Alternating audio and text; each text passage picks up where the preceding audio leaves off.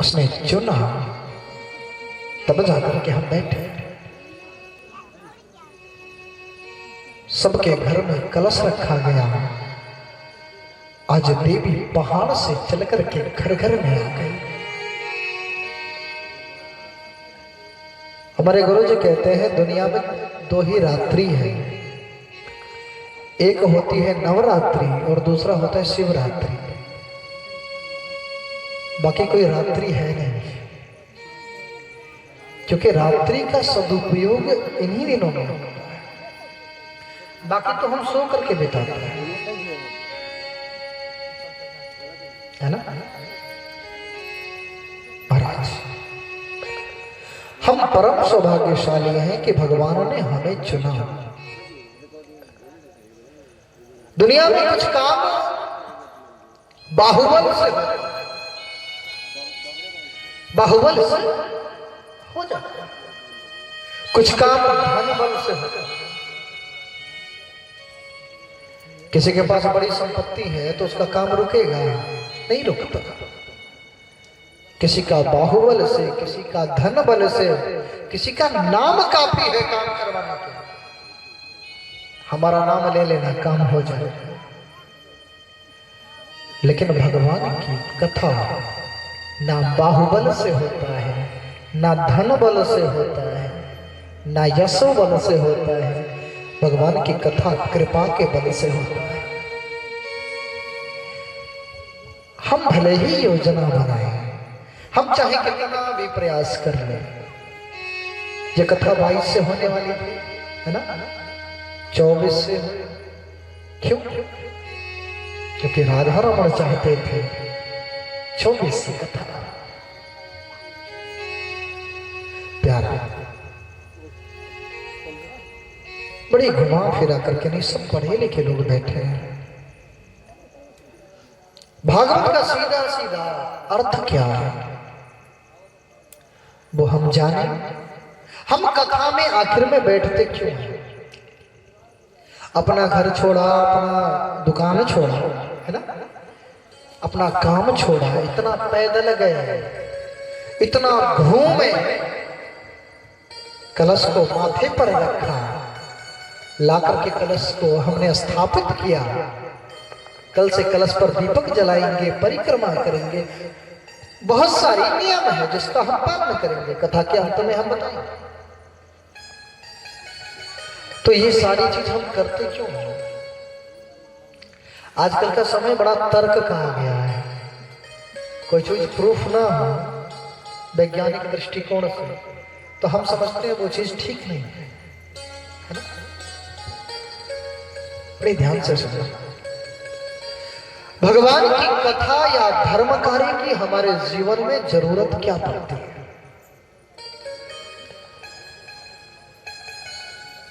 देखो, जिस शरीर में हम रह रहे हैं, ये शरीर 4 आवरणों से बना है। 4 चीजें इसमें। पहला है जो हमें दिखाई दे रहा है, शरीर, ये पहला। दूसरा है मन, तीसरा है बुद्धि, चौथा है आत्मा। सही है? पहला है शरीर। तो शरीर के लिए हम क्या करते हैं? रोज सवेरे सवेरे उठेंगे, डॉक्टर साहब बोले हैं 4 किलोमीटर दौड़ो, दौड़ के आते हैं, जिम जाएंगे, बढ़िया व्यायाम करेंगे। क्यों? फिटनेस बढ़िया, हम दिखे बढ़िया, स्वस्थ लगे, कोई बीमारी ना हो। शरीर के लिए हमने नाना प्रकार के भोजन किया, बनाया। ये शरीर को फायदा करेगा, ये नुकसान करेगा।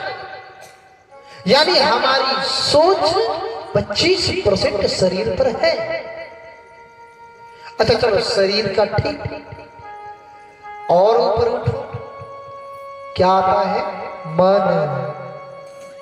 ईमानदारी से बताओ, मन के लिए हमने क्या नहीं किया है? महाराज, टेलीविजन हम देखते हैं, ये मनोरंजन के लिए है। सही है कि नहीं? मनोरंजन के लिए हम टेलीविजन देखते हैं, क्रिकेट देखते हैं, 3-3 घंटा निकल जाता है जीवन का। अगर पूछो क्या किया तुमने, बस मन बहलाने गए थे। मनोरंजन के दृष्टिकोण से हम चाहे कुछ भी कर लें। चलो ये भी जरूरी, मैंने माना शरीर के लिए किया, मन के लिए किया, अब बचा क्या? बुद्धि। बुद्धि के लिए क्या करते हैं? गणित करते हैं। कितना लाभ कितना हानि, बुद्धि इसी में फंसी है। चारों तरफ से गुणा गणित करने के बाद हमारी बुद्धि को बुढ़ापे में जाकर के बैलेंस 0 बचता है। प्रेम से बोलो जय श्री कृष्ण। सही है कि नहीं? जो लोग बूढ़े हो गए हैं, दादी, आपने पूरा गुणा गणित लगाया है ना? हाँ, आज के पहले 20 साल पहले आप ऐसे थे ना? याद करो अपना बचपना। हे भगवान, कितना सुंदर लगते थे। जितने दादा लोग बुजुर्ग बैठे हैं, पूछना इतना बल उनके अंदर। जब लाठी लेकर के निकलते होंगे, लगता होगा बस अब धरती के राजा हम हैं। आज आईने के सामने खड़ा होकर के देखना, कहां गया बल? वो सुंदरता गई कहां? भोजन तो हमने बराबर किया, ना हमारी सुंदरता बची, ना हमारा शरीर बचा, ना हमारा धन हमारे काम आया। दुनिया का पूरा गुणा गणित लगा लिया, बैलेंस 0 बचा, है ना? इससे ज्यादा तो कुछ बचा? हाँ, देखो बड़ी सुंदर कहानी याद आ रही है। जब सिकंदर आया अपने देश में, एक फकीर सोया था रास्ते में। फकीर सिकंदर का सेनापति निकेटस उतर करके गया, जाकर के कहा महात्मा से, सुनो, बादशाह की सवारी आ रही है, रास्ते से हट जाओ। फकीर ने कहा, बादशाह से कह दो अपना रास्ता बदल ले, मैं पहले से सोया हूं।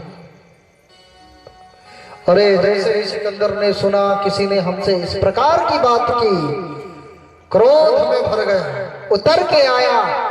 2 कौड़ी का महात्मा, तुम्हारी इतनी हिम्मत, तुमने हमसे इस तरह की बात की? महात्मा मुस्कुराने लगा। महात्मा ने कहा, सिकंदर तू बादशाह है?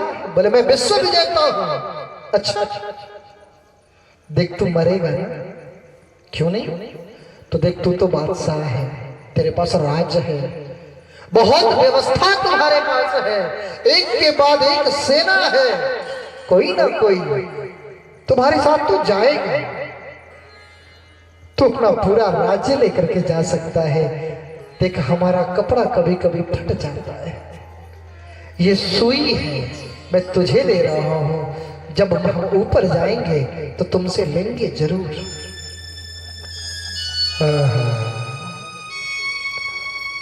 सिकंदर ने कहा, महाराज ये सुई हम लेकर के नहीं जा सकते। फकीर ने कहा, लेकर के तो मैं भी नहीं जा सकता, फिर तू बड़ा कैसे हो और मैं छोटा? तेरी हिम्मत अगर है, एक सुई लेकर के जाके दिखा, मैं मान जाऊं। जो कुछ मिला यहीं से मिला, जो कुछ छोड़ोगे यहीं छोड़ोगे। हमसे पहले हजारों लोग आए जिन्हें ये भय था, ये भ्रम था, हम दुनिया पर राज करेंगे, किए मिट्टी में चले गए। मैं आपको एक बात बताऊं, हम जितने भी लोग बैठे हैं, हम इसी मिट्टी की उपज है, इसी मिट्टी की उपज है। ये अलग बात है, हमें एहसास ये तब होता है जब हम मिट्टी में मिल जाते हैं। पहले हो जाता तो लड़ाई किस बात की, है ना? एक सुई नहीं लेकर के जा सकते। महाराज, जीवन में जो मिला जैसे मिला इस प्रकृति ने दिया, फिर ये प्रकृति हमसे ले भी लेगी। बात समझ में आई? तो कहने का मतलब ये है, हम सब बहुत धन्य हैं, धन्य है ये नगरी। अब कुछ लोग कहेंगे महाराज आप बड़ाई पे बड़ाई करेंगे। देखो, स्तुति करने का विधान शुरू से है। आज हमने छोटे छोटे बच्चों को देखा, ये श्रद्धा 6-7 किलोमीटर तो चले ही होंगे, है ना? अब पता नहीं 6 किलोमीटर से ऊपर ही कलश यात्रा रहा था। महाराज, सनातन धर्म का ये ध्वजा आपके गांव में जो लहर रही है, मैं कामना करूंगा अपने माधव से, देवाधिदेव महादेव आप लोगों को इतनी संपत्ति प्रदान करते रहे, ये धर्म ध्वजा हमेशा लहराता है चारों तरफ। इस गांव की यश कीर्ति है। शास्त्र कहता है, भाग्योदयेन बहुजन्म समर्जतेन सतसंगमं च लभते पुरुषो यथा। अनेकों जन्मों का जब हमारा पुण्य उदय होता है, तब जाकर के भगवान की कथा मिलती है। अति हरि कृपा जाहि पर हो। भगवान की केवल कृपा नहीं है, अति हरि कृपा। भगवान की कृपा जब अनायास होती है, तब जाकर के हमें भगवान की कथा मिलती है।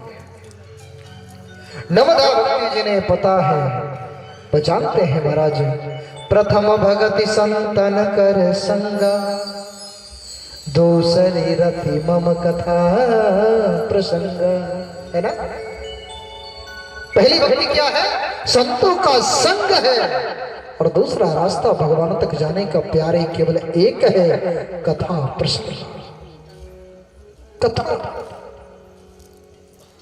गोपियां भागवत के 10वें स्कंद में जब कृष्ण से विरह हो, गोपी गीत गा करके कहती है, तव कथामृतम तप्त जीवनम कविभिरिंडितम कलमशापहम श्रवणमनम। नाथ, आपकी कथा अमृत है, अमृत है। 3 चरण पे हमने गणित किया, हमने शरीर के लिए पूरा नियम बनाए, हमने मन के लिए मनोरंजन के साधन बनाए, हमने बुद्धि के लिए गणित लगाया। चौथा है आत्मा। ईमानदारी से बताओ, आत्मिक स्तर पर विकास के लिए हम क्या करते हैं? कुछ करते हैं ना, कुछ नहीं।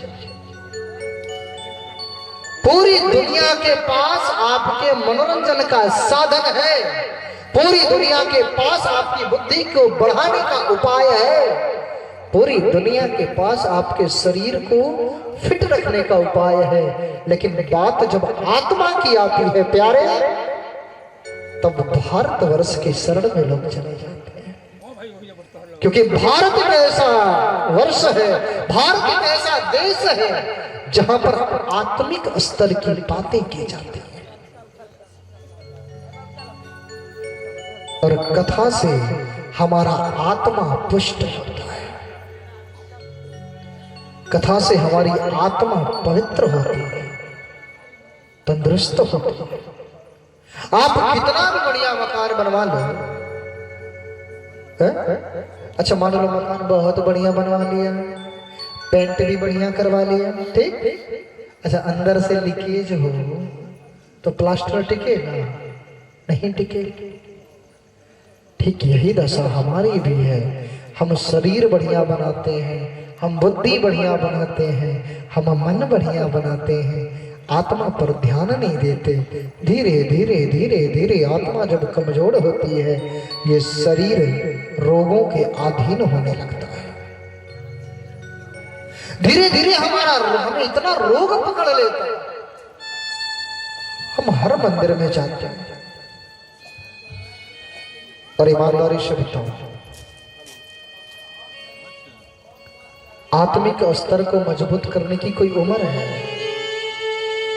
आप सब पढ़े लिखे लोग बैठे हैं, अक्सर गांव में लोग कहते हैं, किसी से पूछो चलो कथा में, तो कथा का उम्र है ना?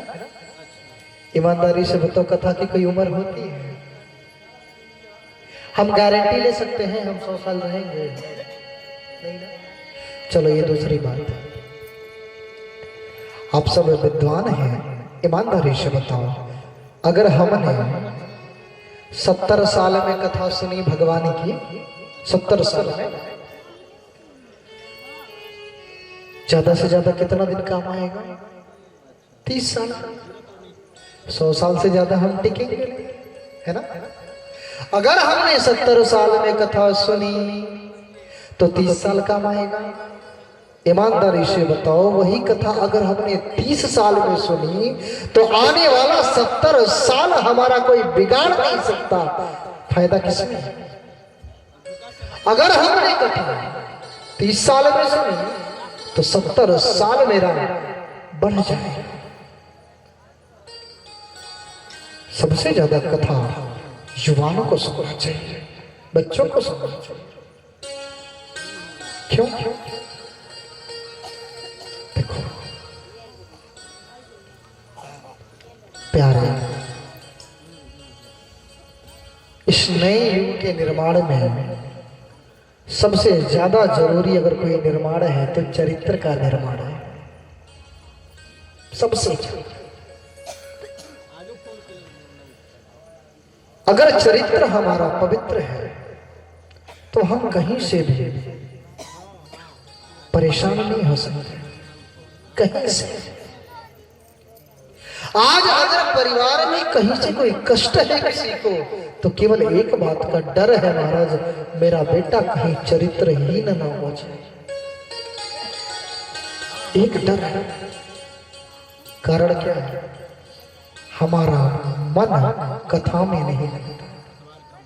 हमें लग रहा है कथा काल्पनिक है, और मैं आज व्यासपीठ से जहां तक मेरी आवाज जा रही है, जिसको भी कथा में जहां से भी जो शब्द काल्पनिक लगे, कथा के बाद हम उतरेंगे, पूछ लेना, हम उसे बता देंगे ये काल्पनिक नहीं है, समाधि भाषा है। किस तरह से, कहां से? अपने गोविंद की कृपा और गुरु की कृपा से ये आप सबके बीच में रहे। जो भी अगर आपको लगता है महाराज आहुति क्यों डाली जाती है, पूछ ले, लेकिन सनातन पर संदेह करके मत रहना। उसका पूरा का पूरा निर्णायक उत्तर लेकर के गर्व करोगे कि हम सनातन हैं। भाग्योदयेन बहुजन्म समर्जितेन सत्संगमं च लभते पुरुषो यथा। भागवत की कथा 2 व्यक्तियों के लिए विशेष होती है। पहला, जिन्हें जीवन की तकलीफों से लड़ते लड़ते लड़ते लड़ते अब थक गए, ये कथा उनके लिए असरदायी है। और दूसरा, कल तक जो अपने थे आज हमारे बीच में नहीं है, तो जब हम कथा सुनने आते हैं ना, तो जो हमारे बीच में नहीं है, कल तक हमारे थे, पता है देवता भी उनका सम्मान करते हैं। महाराज तेरा वंशज कथा में गया है, तेरा वंशज साधु सेवा कर रहा है, तेरा वंशज लोक कल्याण का कार्य कर रहा है। धन्य है तूने ऐसा संस्कार दिया कि तेरा परिवार दूसरे का हित कर रहा है, किसी का अहित नहीं।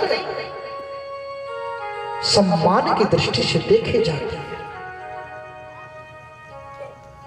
पितृलोक में उनका आदर होता है। महाराज भागवत 4 चीजों से मिलकर के बनी हुई है। 4 कथाएं भागवत की। भक्त भक्ति भगवंत गुरु,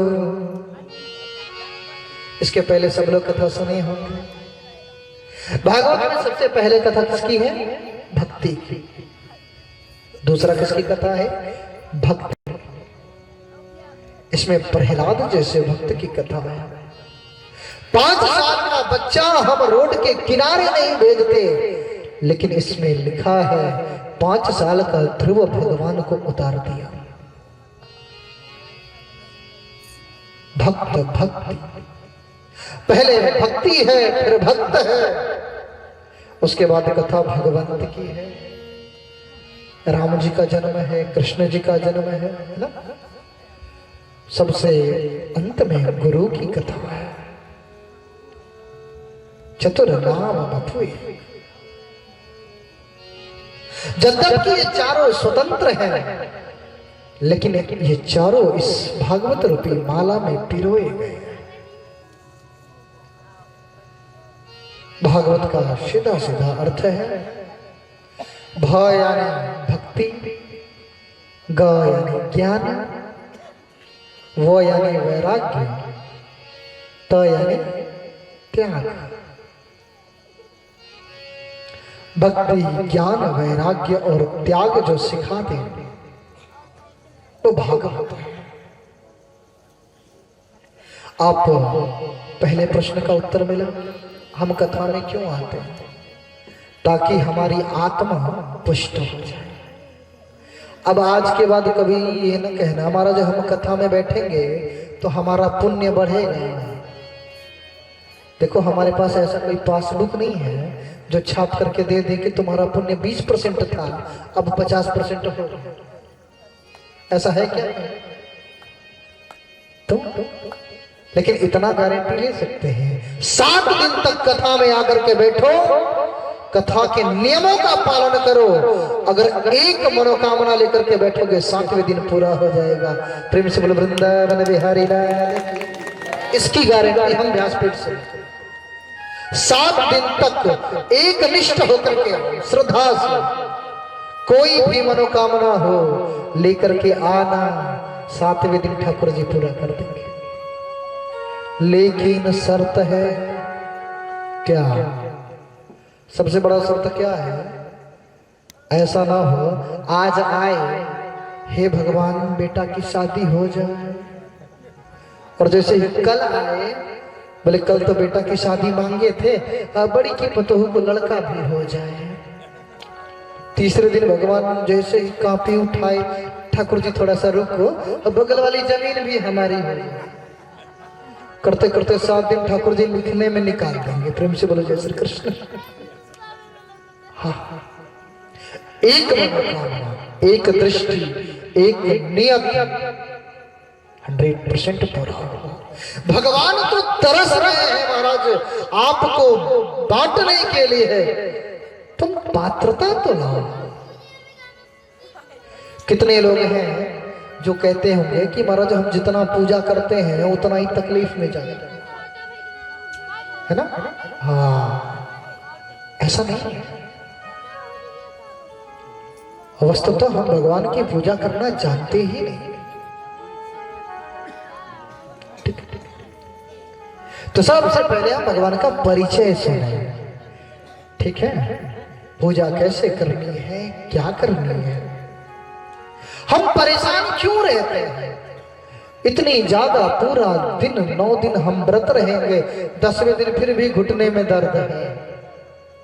आरती में रोज गाते हैं, जो ध्यावे फल पाए, दुख विन से मन का, सुख संपत्ति घर आवे, कष्ट मिटे तन का। ओम जय जगदीश हरे। कितने लोग गाते हैं? हाथ उठाओ। आहा, सब लोग गाते हैं। माता जी आप नहीं गाते? गाती हैं। दर्द खत्म हो गया। ये पंडित जी रोज गाते हैं, लेकिन बीमारी जैसे कि तैसे। क्यों? अब आप कहेंगे महाराज आरती गलत लिखा है, उसमें लिखा है जो ध्यावे फल पावे, है ना, दुख विन से मन का। आजकल की माताएं तो और अधिक गाती हैं, सब संपत्ति घर आवे। पहले तो था सुख संपत्ति घर आवे, अब है सब संपत्ति घर आवे, पड़ोसी के घर कुछ न जाए। प्रेम से बोलो जय श्री कृष्ण। तो महाराज क्यों नहीं भगवान की पूजा करना, हम क्या कहते हैं? नमन। प्रणाम दुख समनम तम नमामि हरिम परम। भगवान का नमन करने से दुख खत्म हो जाता है। दादा हम मंदिर में जाते हैं तो नमन करते हैं। महाराज नमन मतलब न मन। ठाकुर जी आज के बाद मेरे मन का नहीं होगा तो आपके मन का होगा, कभी कहते हैं। अच्छा आप जितने भी लोग कथा में बैठे हैं बस 2 मिनट, उसके बाद सीधा कथा में भागे। बड़ी लंबी कथा है और आज तो लेट में शुरू हो रहा है और साउंड की बड़ी दिक्कत है। थोड़ा सा उनको कह दीजिएगा, आवाज पूरी। हाँ देखो नमन का मतलब क्या होता है? न मन।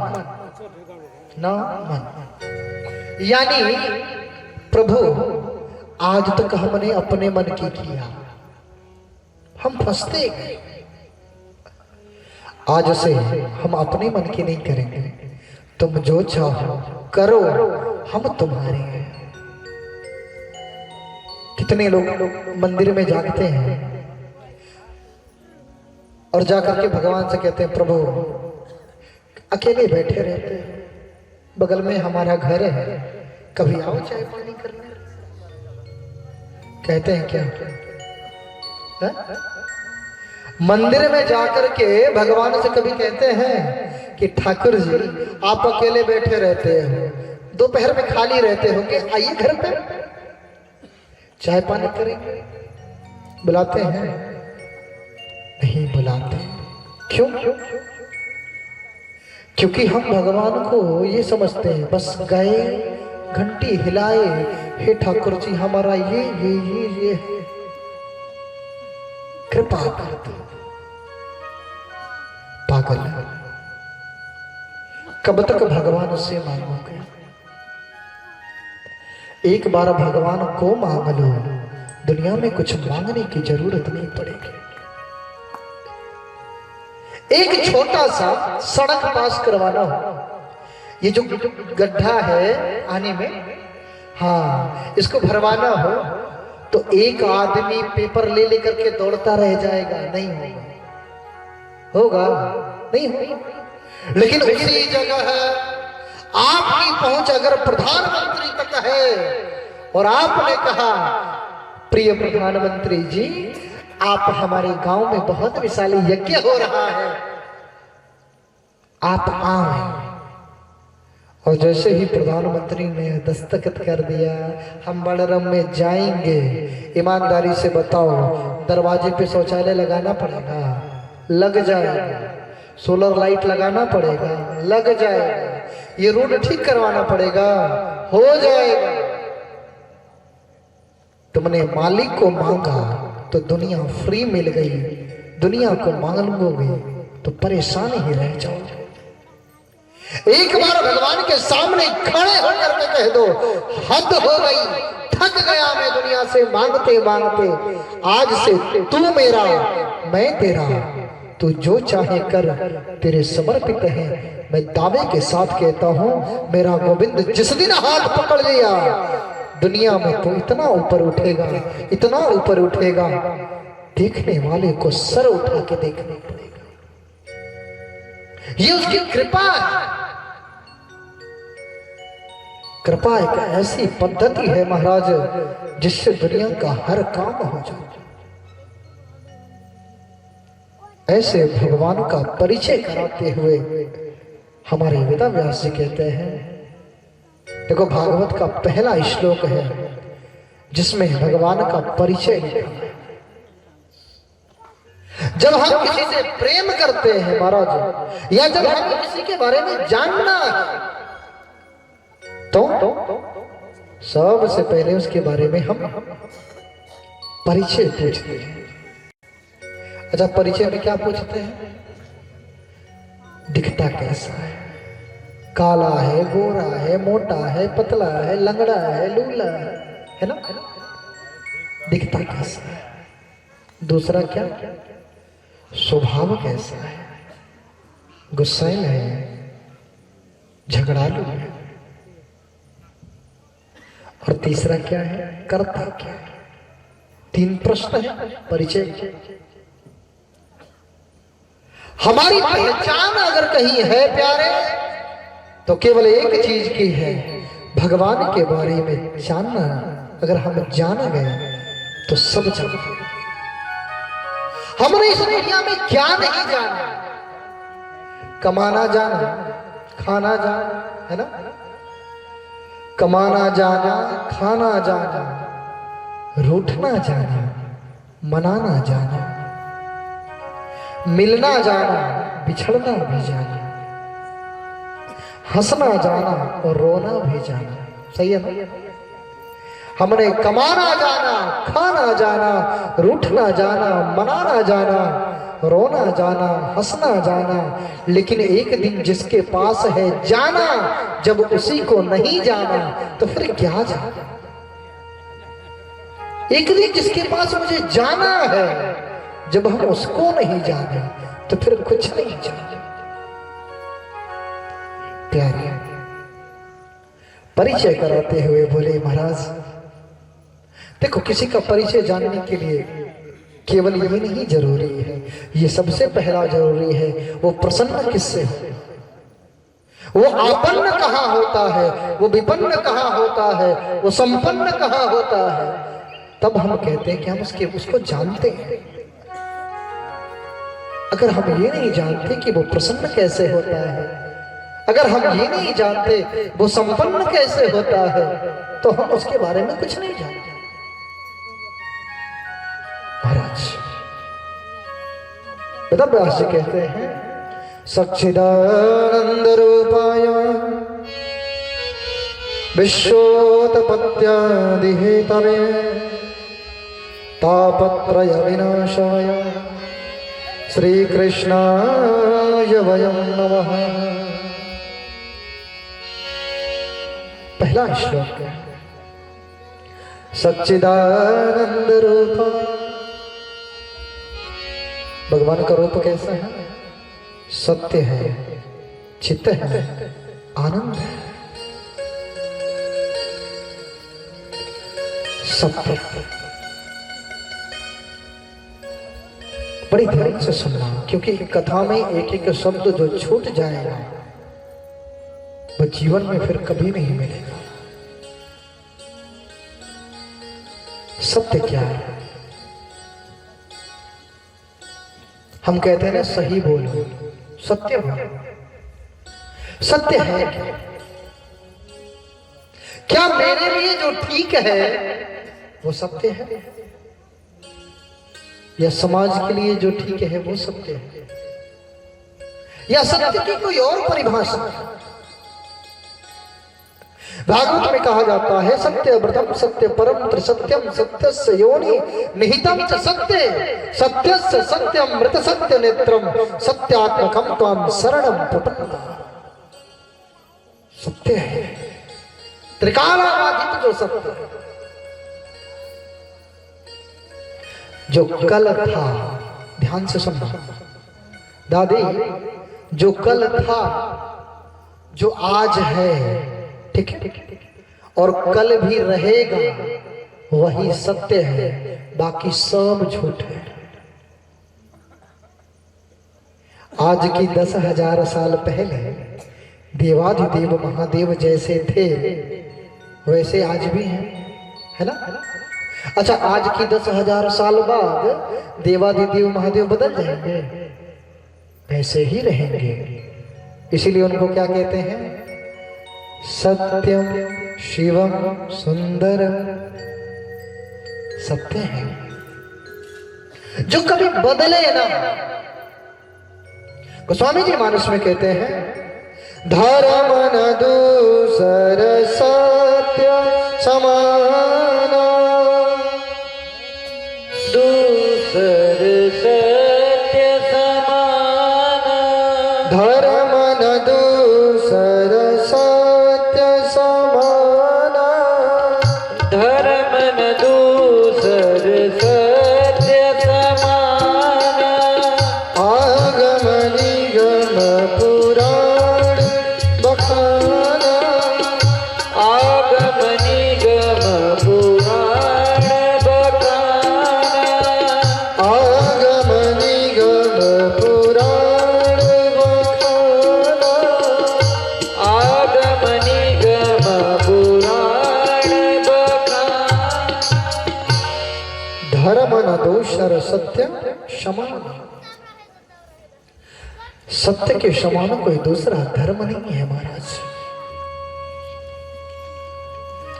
भरत जी महाराज जब प्रयागराज गए, प्रयागराज ने भरत जी से कहा, महाराज मांगिए क्या चाहिए आप। भरत जी ने कहा, अर्थ न धर्म न काम रुचि, गति न चाहो निरवान, है ना, जन्म जन्म रति राम पद, यह वरदान ना। अर्थ, अर्थ को छोड़ो, धर्म ना। संतों ने पूछा, भरत जैसा आदमी धर्म का त्याग क्यों करता?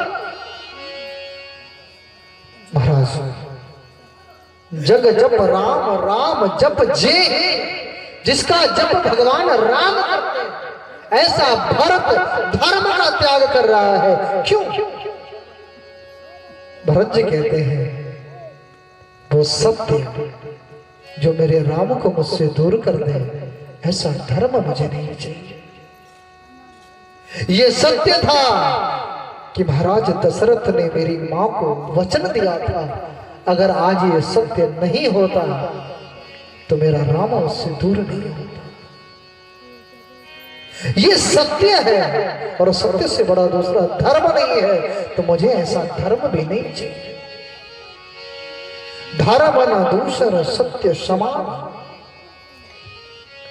पता है, देखो 4 चोर थे, हाँ 4 चोर चोरी की, चोरी करके बागीचे में ले जा करके बंटवारा कर रहे थे। चोर ने कहा, देखो चोरी तो हमने किया, लेकिन बंटवारा ईमानदारी से होना चाहिए। प्रेम से बोलो जय श्री कृष्ण। हद है तो खुद चोर है, लेकिन ना चोर जानता है ईमानदारी होती है। पूरा दिन चौराहे पर खड़ा होकर के झूठ बोलता है कौन? बाप। लेकिन घर में जैसे ही आता है, अगर बच्चा ने झूठ बोला और पिता जान गया ये झूठ बोल रहा है, बड़ी बड़ी आंखें करके डांटते हैं, झूठ बोल रहा हमसे है? और तुम क्या कर रहे थे? हम झूठ बोले चलेगा, हम झूठ सुन नहीं सकते। क्यों? हमारे अंदर जो बैठा है वो सत्य का स्वरूप है, उसे झूठ पसंद नहीं है। भगवान का रूप है सत्य। दूसरा है चित। चित माने प्रकाश। देखो, जहां प्रकाश है वहां भय नहीं है। अभी अंधेरे में सुनसान रास्ते पे आपको भेजा जाए, आपको भय लगेगा, लेकिन दिन के उजाले में आप अकेले जाओगे, भय लगेगा? नहीं लगेगा। जहां प्रकाश है वहां भय नहीं है, जहां अंधेरा है वहां भय है। उसी प्रकार जहां अज्ञान रूपी अंधेरा है वहां मौत का भय है, जहां ज्ञान रूपी प्रकाश है वहां किसी प्रकार का भय नहीं है। भगवान प्रकाश स्वरूप है, प्रकाश। महाराज,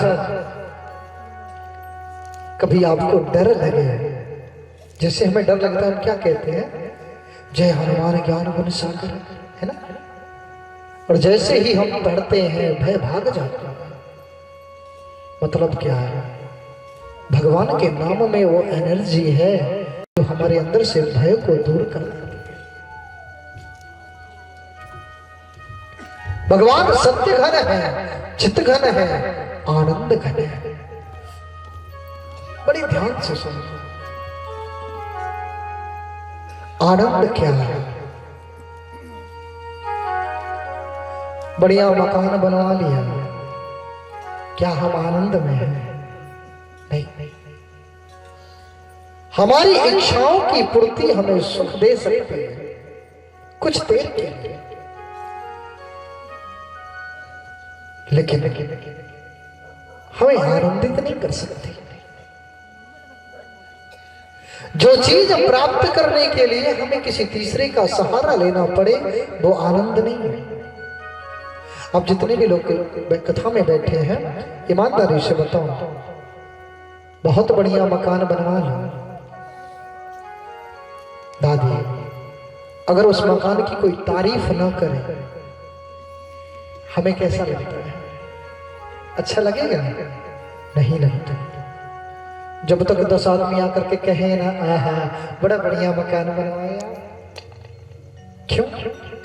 हमें मकान सुख नहीं दे रहा। हमने जो इच्छा पाल रखी थी, हमारा मकान गांव में सबसे बढ़िया हो, ये इच्छा आज पूरी हुई तो हम सुखी हुए। जैसे ही इस इच्छा बदली हम फिर दुखी हुए। आनंद वो है महाराज, हम काजू किशमिश खा करके मरे जा रहे हैं, लेकिन मीरा जहर पी करके भी नाचती मिली, वो आनंद है। हम सुख सुविधाओं में रहने के बाद भी हजारों दवाइयां खाते हैं, मीरा तो जहर पी गई साहब, फिर भी उसका लेस मात्र कुछ बिगड़ा नहीं। ये आनंद है। पूरी दुनिया को छोड़ करके महात्मा जंगल में जाकर के बैठता है, वो आनंद में है। उसे दुनिया से कुछ लेना ही नहीं। ये आनंद है महाराज। ऐसे तो भगवान का रूप क्या है? सत्य है, चित्त है और आनंद है। ये तीन चीज जब मिला तो भगवान का रूप बना। अब किसी ने कहा महाराज दिखता तो ठीक है, करता क्या? करता क्या? भगवान को अंग्रेजी में क्या कहते हैं? गॉड, है ना? जनरेटर, ऑपरेटर और डिस्ट्रॉयर, है ना? जिसने पूरी दुनिया को बनाया, चला रहा है, एक दिन खत्म कर देगा। मैं जल्दी चलो माता जी, ईमानदारी से बताओ, भगवान ने पूरी दुनिया बनाई, हमारी क्षमता छोटी है, हमने छोटा सा घर बनाया, है ना? अच्छा, भगवान पूरी दुनिया का पेट भरते हैं, ठीक है, हमारी क्षमता थोड़ी कम है, हम अपने परिवार वालों का पेट भरते हैं। भगवान एक दिन क्या करते हैं? पूरी दुनिया खत्म कर देते हैं। और सत्य बताएं, एक दिन हमारी भी दुनिया उजड़ जाती है। फिर भगवान में और हमारे में अंतर क्या है? भगवान में हमारे में अंतर केवल इतना है प्यारे, भगवान ने पूरी दुनिया बनाई, कहीं लिखा मैं फलाना इस दुनिया का निर्माण कर रहा हूं? नहीं लिखा।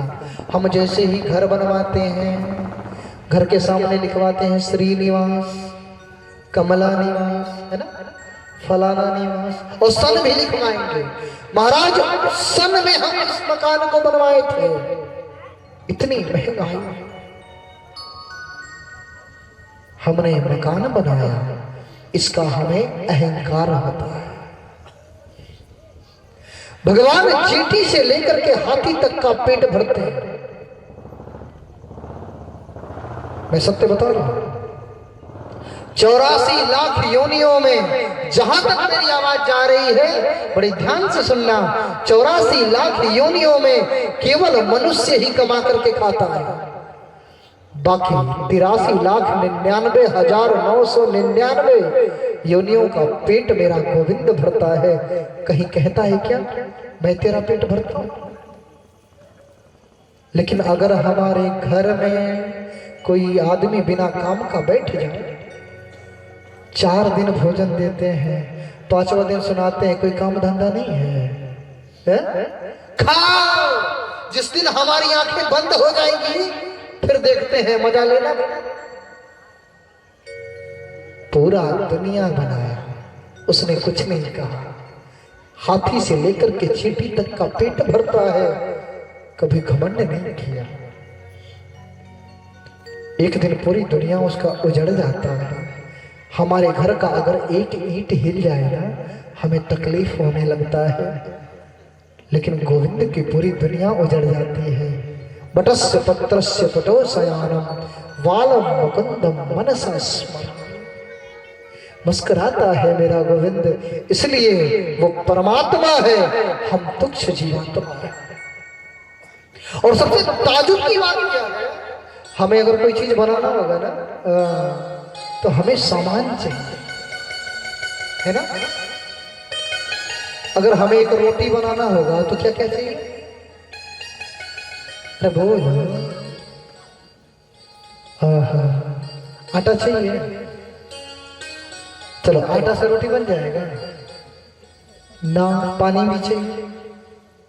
अच्छा चलो आटा भी है पानी भी है तो रोटी बन जाएगा ना। चकला चाहिए, बेलन चाहिए, तवा चाहिए, आग चाहिए, बनाने वाला भी चाहिए। इतना सब मिलेगा तब जाकर के एक रोटी बनेगी। लेकिन भगवान ने इतनी बड़ी दुनिया बनाई, उसे किसी भी चीज की जरूरत नहीं है। संकल्प मात्रेण संसिद्धि। भगवान ने केवल सोच लिया तो इतनी बड़ी दुनिया बनकर के तैयार हो। भगवान जब मुस्कुराते हैं प्यारे तो फूल खिलने लगते हैं। मेरा गोविंद जब भाव टेढ़ी कर दे रहा है, पूरी दुनिया खत्म हो जाती है। वरिकुटी विलास सृष्टि लया हो। लोगों ने कहा महाराज काम भी अच्छा करता है, दिखता अच्छा है, काम भी अच्छा है, तो स्वभाव क्या है? वेदव्यास कहते हैं तापत्रय विनाशाय। 3 प्रकार के ताप हैं, दैहिक, दैविक, भौतिक। तापत्रय विनाशाय, दुख बहुत है जिंदगी में, उसका नाश कर देता है। गोस्वामी जी कहते हैं मानस में भगवान का स्वभाव क्या है? शरण गए प्रभु